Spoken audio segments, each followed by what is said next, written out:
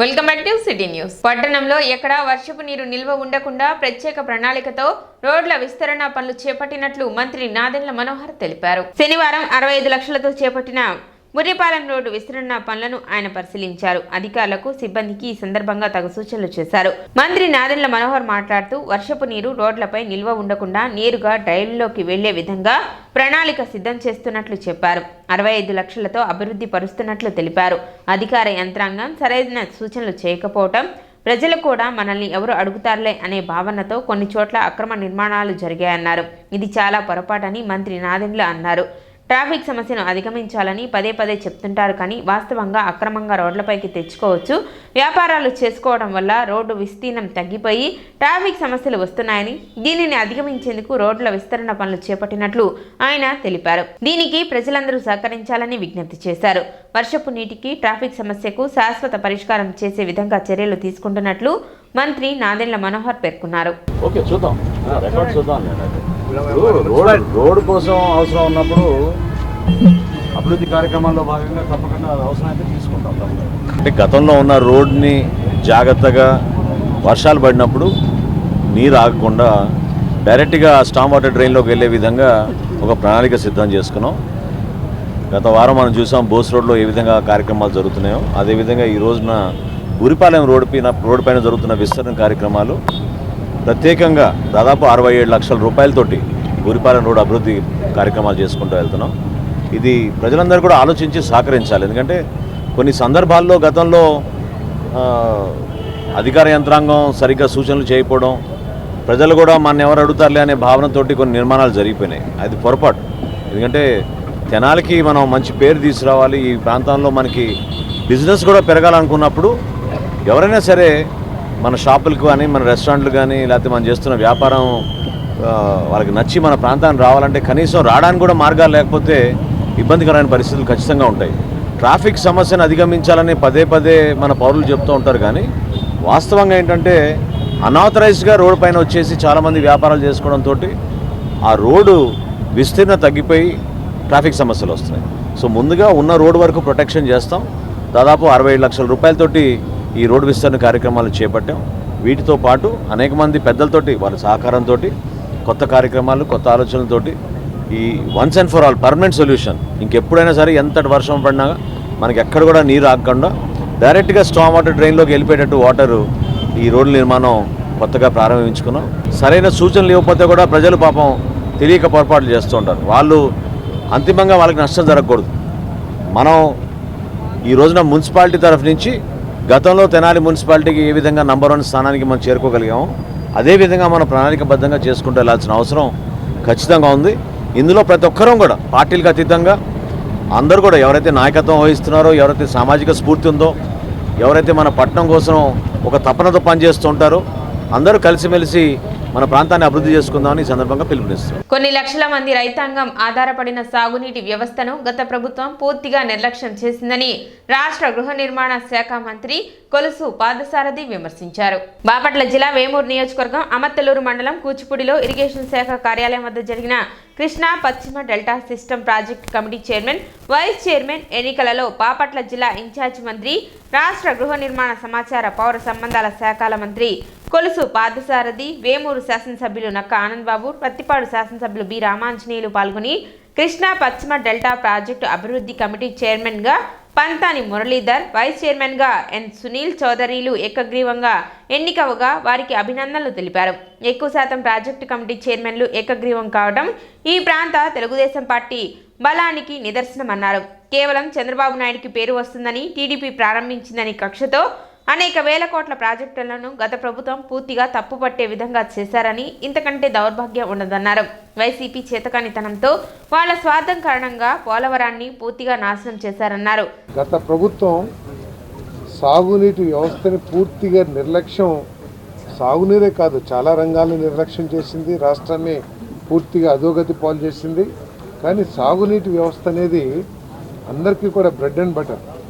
కొన్ని లక్షల మంది రైతాంగం ఈ వ్యవస్థ మీద ఆధారపడి వారి కుటుంబాలు ఆధారపడిన విషయాన్ని, అంతేకాకుండా ఏ రంగం క్రియేట్ చేయనంత ఉపాధిని ఈ వ్యవసాయ రంగం అందిస్తుంది సమాజానికి. అయినా కూడా గత ప్రభుత్వం దీని గురించి పూర్తిగా నిర్లక్ష్యం వహించి, ఎందుకంటే నాకు బాగా గుర్తు,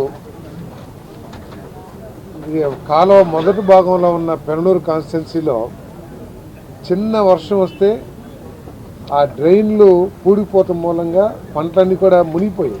ఏది కృష్ణా నది ఒడ్డున, కృష్ణా కాలువ సిస్టమ్కి బిగినింగ్లో, చివరి ప్రాంతాలంటే పక్కన పెట్టండి. ఉన్నతాధికారులకు ఫోన్ చేస్తే, సార్ ఓఎండ్ఎం కింద మా దగ్గర ₹1 లేదు సార్ అని చెప్పేసి చేతులు ఎత్తేసేవాళ్ళు. కళ్ళెదురుగుండా లక్షల ఎకరాల ముంపునకు గురవుతున్నా కూడా స్పందించిన ప్రభుత్వం ఆ రోజు మనం చూసాం. ప్రీతమ ముఖ్యమంత్రి చంద్రబాబు నాయుడు గారు ఈ సాగునీటి వ్యవస్థని బలోపేతం చేయాలని, అదేవిధంగా గత ప్రభుత్వం కేవలం చంద్రబాబు నాయుడు గారికి పేరు వస్తుందనో, లేకపోతే వాళ్ళు తెలుగుదేశం ప్రభుత్వం ప్రారంభించిందనో ఆలోచనతో అనేక వేల కోట్ల ప్రాజెక్టుల్ని పూర్తిగా తుప్పుపట్టేట్టు చేశారు. ఇంతకంటే కూడా దౌర్భాగ్యం ఈ ప్రజాస్వామ్య వ్యవస్థలో ఉండదని చెప్పేసి మనం చెప్తాం. అప్పటికే ఖర్చు పెట్టిన 20,000 కోట్ల రూపాయల మీద వడ్డీ వేసుకుంటేనే దాదాపు 20% వేసుకున్నా కూడా, 10% వేసుకున్నా కూడా దాదాపు 10,000 కోట్ల రూపాయలు కేవలం వడ్డీ రూపంలో నష్టపోయాయి. మళ్ళీ ఇప్పుడు ఇంకొక 3 సంవత్సరాలు, దాదాపు 8 సంవత్సరాలు 10 సంవత్సరాలు ప్రాజెక్ట్ ఆలస్యమైంది. అంతా అసలు దరిద్రమైన పరిపాలన, దుష్పరిపాలన ఎక్కడ చూడని చెప్పేసి మనం చేస్తాం. ఈరోజు మన ప్రభుత్వం యొక్క అత్యంత ప్రాధాన్య రంగాల్లో వ్యవసాయ రంగం, ఇరిగేషన్ రంగం ఒకటని చెప్పేసి మనం చేస్తాం. తప్పుకోకుండా ప్రాజెక్టు పూర్తి చేయడమే కాకుండా మన వ్యవస్థని కూడా, డ్రైనేజీ కానివ్వండి, కాలువ కానివ్వండి, పూడికలు తీయటం కానివ్వండి, లేకపోతే ఇంకా వాటి లైనింగ్లు కానివ్వండి, వాటన్నిటిని కూడా ప్రభుత్వం ప్రత్యేకంగా చూస్తుందని చెప్పేసి మనం చేస్తాను. ఆయా ప్రాంతాల్లో ఉన్న సాగునీరు, డ్రైనేజీ సమస్యల్ని వెంటనే అక్కడికక్కడే పరిష్కరించడానికి కొంత అవకాశం ఉంటుంది. కాబట్టి ఈ ఎన్నికలు చాలా ముఖ్యమైన వ్యవసాయ రంగానికి, ఇరిగేషన్ రంగానికి అని చెప్పేసి మనం చేస్తూ, మరి తప్పకుండా మురళీధర గారి నాయకత్వంలో, సునీల్ చౌదరి గారి నాయకత్వంలో ఇక్కడ వ్యవస్థ మీ అందరి సహకారంతో మరి ఈ కృష్ణా వెస్టర్న్ డెల్టా పూర్తిగా పునరుజ్జీవింపబడుతుంది. చివరి భూములకు కూడా నీరు తీసుకెళ్లాలనే లక్ష్యంతో మనందరం కూడా పనిచేయాలని చెప్పేసి మనం చేస్తాము. సంఘాలను పునరుజ్జీవింప చేయటం వల్ల ఆయా ప్రాంతాలలో నీటి సమస్యలను అక్కడికక్కడే పరిష్కరించే అవకాశం ఉంటుందన్నారు. చివరి భూమికి కూడా నీటిని అందించే లక్ష్యంతో సంఘాలు పనిచేయాలని మంత్రి పార్థసారథి పేర్కొన్నారు. చంద్రబాబు నాయుడు గారి నాయకత్వంలో కూటమి ప్రభుత్వం మరుగున పడిపోయినటువంటి వ్యవస్థని మళ్ళా గాడిలో పెట్టడానికి ఈరోజు నడుం బిగించాం. ముఖ్యంగా రైతాంగానికి అతి ముఖ్యమైనటువంటి వ్యవస్థ నీటిపారుదల రంగం. నీటిపారుదల రంగంలో ఈ నీటి వినియోగదారుల సంఘాల వ్యవస్థను తీసుకొచ్చింది చంద్రబాబు నాయుడు గారు.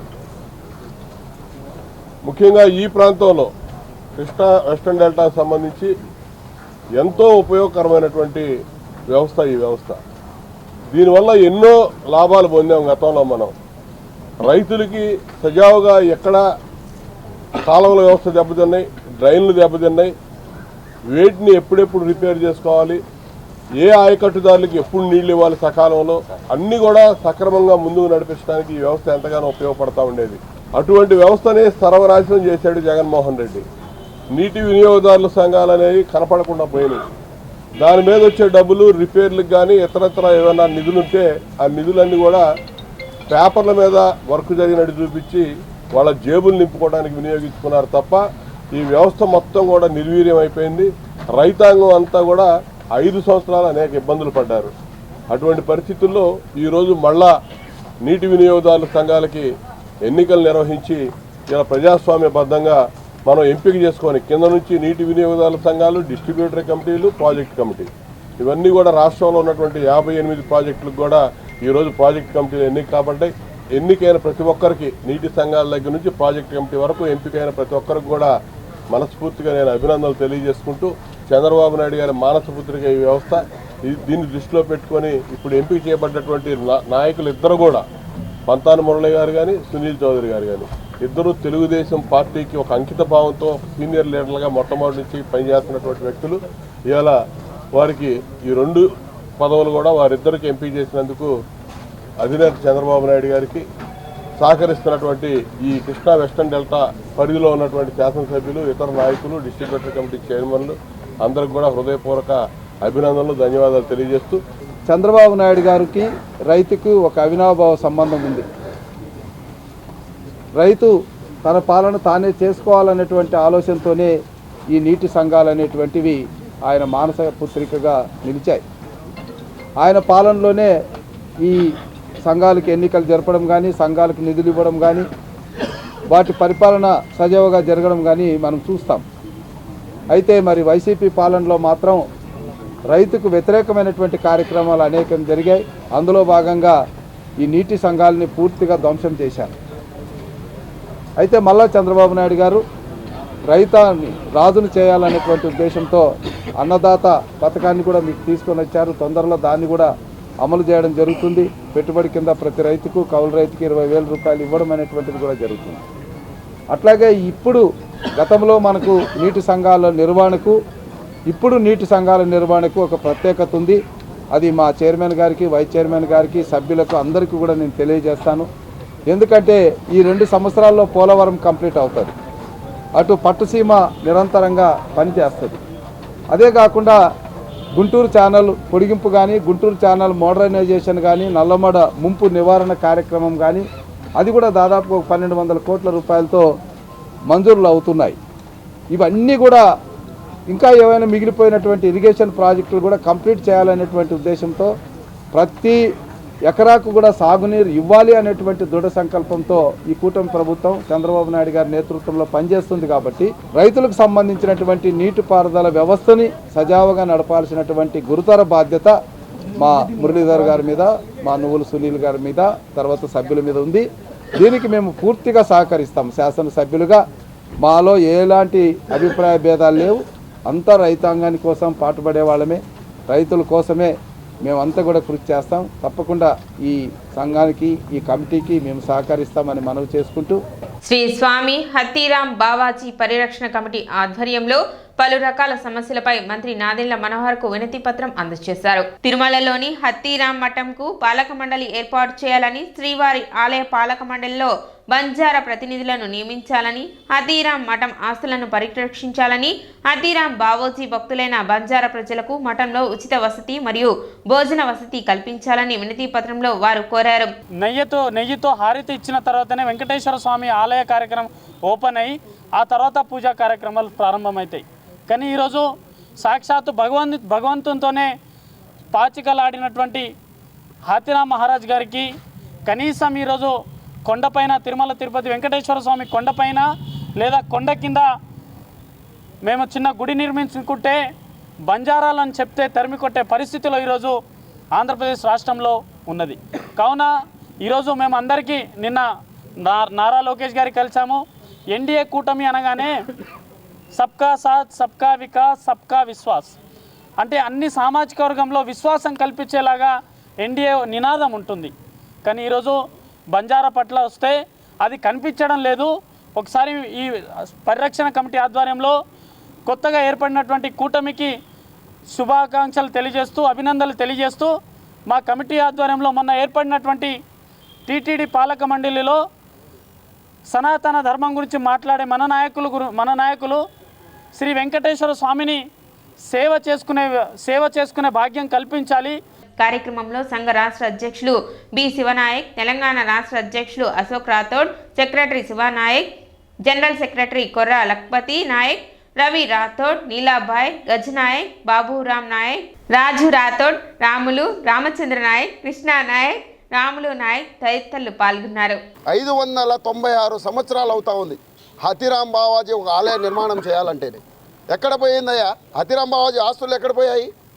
హతీరాం బావాజీ వేషధారణం ఎక్కడ పోయింది? మా నృత్యం, నాట్యం ఎక్కడ పోయినాయి? ఇవన్నీ పోయే పరిస్థితి ఉన్నది. కాబట్టి ఈరోజు మా తరానికైనా, నెక్స్ట్ వచ్చే తరానికైనా చెప్పేదానికి మేము ముందుకు వచ్చి ఈరోజు హతీరాం బావాజీ యొక్క ఆలయ నిర్మాణం కొరకు, మా బంజారాలు కాపాడుకోవడానికి కొరకు, మా ఆరాధ్య దైవాన్ని ఏ విధంగా అయితే మేము ప్రొటెక్ట్ చేసుకోవాలా, ఏ విధంగా ఇది చేయాలా. ఆ రోజుల్లోనే మాకు ఉమ్మడి రాష్ట్రం ఉన్నప్పుడు ఎన్టీ రామారావు గారి హయాంలోనే మాకు ఒక కమిటీని కూడా ఏర్పాటు చేయడం జరిగింది. అప్పట్లో కూడా బంజారాలకు ఒక ప్రత్యేకమైన ప్రాధాన్యత ఉండింది. ఇప్పుడు లేకపోవడం చాలా బాధాకరం. అయ్యా, ఇప్పటికైనా పాలకులారికి అందరికీ మా బంజారాల తరపున, మా 12 కోట్ల జనాభాల తరపున అందరికీ ధన్యవాదాలు తెలుపుతూ ప్రత్యేకంగా మాకు ఒక కమిటీని ఏర్పాటు చేసి హతిరాం బావాజీ యొక్క ఆలయాన్ని, హతిరాం బావాజీ యొక్క ఆస్తులని కాపాడేటట్టు మా సనాతన ధర్మంలోని మా బంజారాలో ఒక స్థానాన్ని కల్పించి మా దేవుణ్ణి ఒక వెలుగులోకి తీసుకొని వచ్చి పట్టణ గాంధీ పార్క్లోని రైతు బజార్లను మంత్రి నాదెండ్ల మనోహర్ ఆకస్మిక తనిఖీ చేశారు. బియ్యం దుకాణాల్లోని బియ్యం నాణ్యతను పరిశీలించారు. రైతు బజార్లోని ప్రతి దుకాణానికి వెళ్లి ధరల పట్టికను పరిశీలించారు. అదేవిధంగా ఆయిల్ ప్యాకెట్లను ఎంఆర్పీ ధరలకు అమ్ముతున్నారా లేదా అని ప్రజలను అడిగి తెలుసుకున్నారు.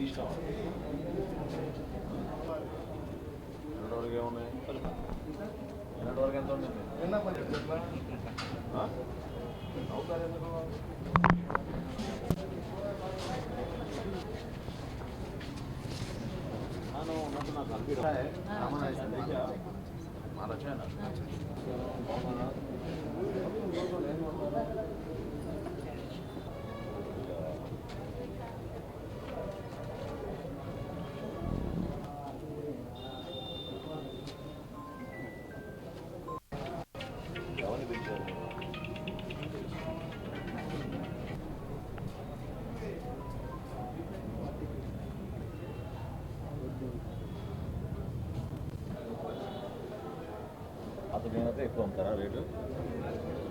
కరెక్టే. నేను అడిగిన దానికి మీరు సమాధానం చెప్పండి.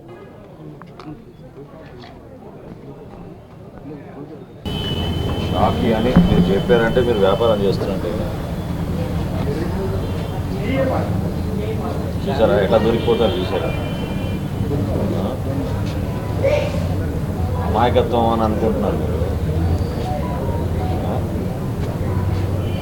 ఆ పదం మీరు ఎందుకు వాడారు అంటే మీరు ఆ వ్యాపారం చేస్తున్నట్టే కదా. షాకి అని అనగానే మీరు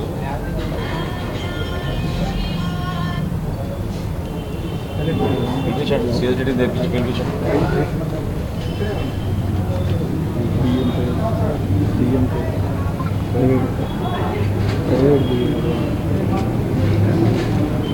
ఇప్పుడు చిన్న విరామం.